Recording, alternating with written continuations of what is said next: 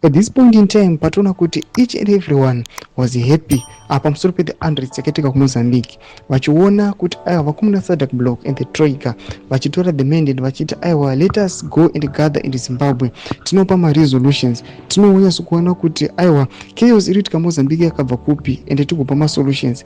Vanhu vazobatikana vachireceive this headline rabuda rinyogwa panapa Newsday. Saka pita pasvika nyogwa panapa ndobva subscribe or like or turn on the bell icon.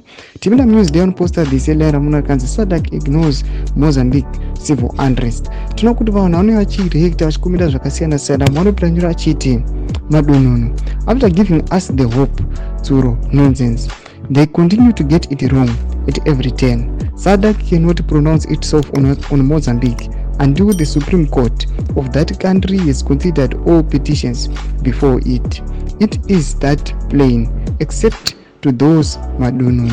Tomashko anuya panapa achiratidza kuti ayo ari kubatikana, zvichiratidza kuti everyone was awaiting aiwa kuti resolutions achabuda for the SADC block since it is gathering in Zimbabwe achanga achimake sense, but vanhu vanomaona aiwa achiruka otherwise, vachiona kuti aiwa vana Elias Magosi they just aiwa vanenge vachikupa macondolences pamusoro pevanhu vakaurayiwa nethe military, vanhu aiwa vakakwadziwa pamaprotest aitika nekuda kuti they were very very massive, vapiswa matires, vakanda matear gas, magunshots nethe military aiwa zvaiva mumastreets, but they did not give aiwa a solution, but just to congratulate the president of Mozambique kuti aiwa akaita macredible elections and ndiye aiwa ari mutungamiri wemachokwadi. Tudze mafunguro enyu muri kudii pamusoro pechitiko ichi chatiri kuona kuti each and everyone is not happy with this outcome. Pinda comment section medu tudze mafunguro enyu, subscribe or like, turn on the bell icon.